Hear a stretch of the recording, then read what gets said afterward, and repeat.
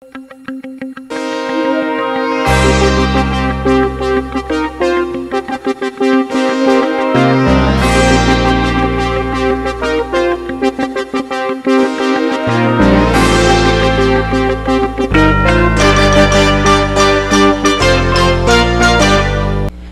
first Filipinos confirmed killed in the March 11 earthquake and tsunami that devastated northeastern Japan were identified as 45-year-old Grace Agnes Opresio Hiruda and her 12-year-old daughter Maria, Philippine Ambassador to Japan Manuel Lopez said.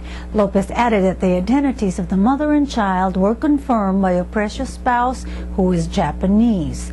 Opresio hailed from Parañaque City. Lopez added that more Filipino casualties likely may be confirmed in the coming days because 40 more Filipinos are still unaccounted for in the quake and tsunami-hit areas. PhilippineNews.com has the latest updates on the March 11 disaster and its impact on the country, the region, and the globe.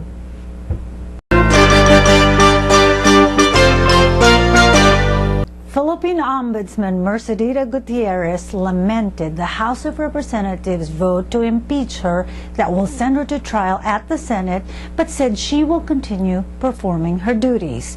She said she was optimistic that the trial would be fair and that Senate rules are followed.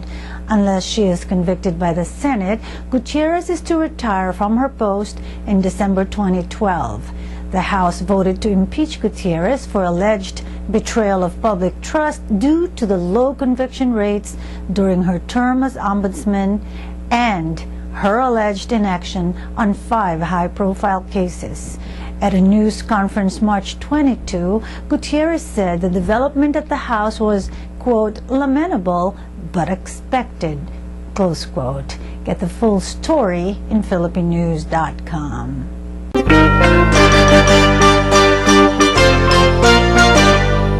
When Gloria Macapagal-Arroyo was about to end her term as President of the Philippines, she took the unusual step of running for a much lower position as representative of her home province of Pampanga.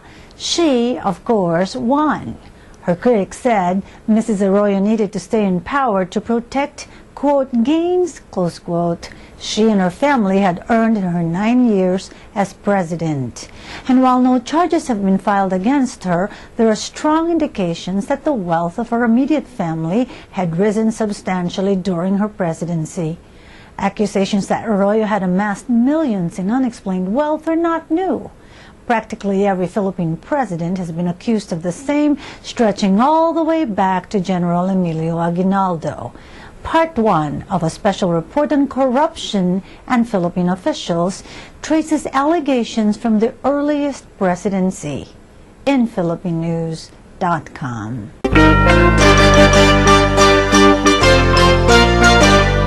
The ongoing dispute between California Pacific Medical Center officials and Filipino community leaders has taken a new twist. Did the top executive of the center try to convince a whistleblower to drop his allegations against the hospital?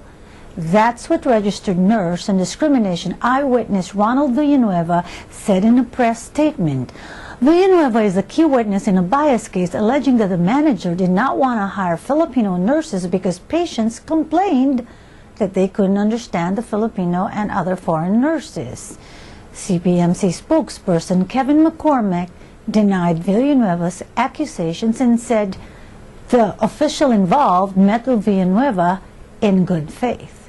Correspondent Ryan Macasero has the inside story in PhilippineNews.com.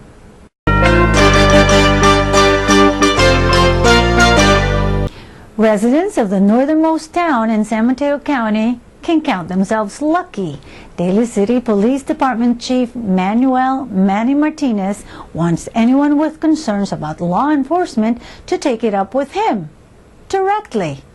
Email me, prompts Martinez, since 2009 head of the 113-strong department tasked to protect life and property, improve the quality of life, reduce crime, and maintain a safe community where Filipinos make up almost 40% of the population. What I like the Filipinos to do is that if they have questions related to the police department, their community or anything that I can help, is to contact us. I know sometimes it gets very frustrating because you don't know who to call. It's very easy for me. As you call down here, say you want to talk to the chief of police. If I'm in the office, I'll answer the phone. If not, they'll leave me a message. But I'm one of those people that like to return the call as soon as I get it. I'm also available by email. If you go to the dailycity.org website, click under there for police departments, and you'll see my picture on there. And I have an email address there that you can send me a message that you'd like me either to call or you'd like to come down to visit. I really feel that as a community, especially with the Filipinos, is that we get involved with our community by becoming part of the community associations, becoming very active in the businesses, if you own a business, or supporting the businesses. But I really encourage working with your schools. If you have kids who go to the local schools here in Daly City, I encourage you to go out there and reach out and see what you can do to help your child and all the other kids here in the community. I'm really a firm believer that in order for us to be very successful is that we need your support. We can't do it by ourselves, and one of the things I know about my community here of Filipinos is that they've always been here for Daly City, and they're very, very, very supportive of the police department. So I really encourage you to stop by. I do have a good cup of coffee here. Thank you very much for the Filipino News that come in here and do the story.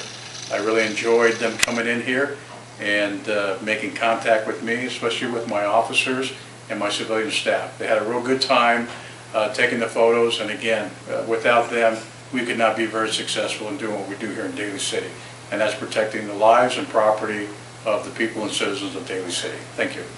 The tech-savvy chief promises to respond within 24 hours. And surprise, surprise, he does, even to multiple follow-up questions. In my exclusive interview, Daly City's first Latino police chief obliges Philippine News' invitation to address Filipino Americans on the 100th birthday of Daly City in philippinenews.com. philippinenews.com. Top of the News is also on YouTube /Philippine News 1.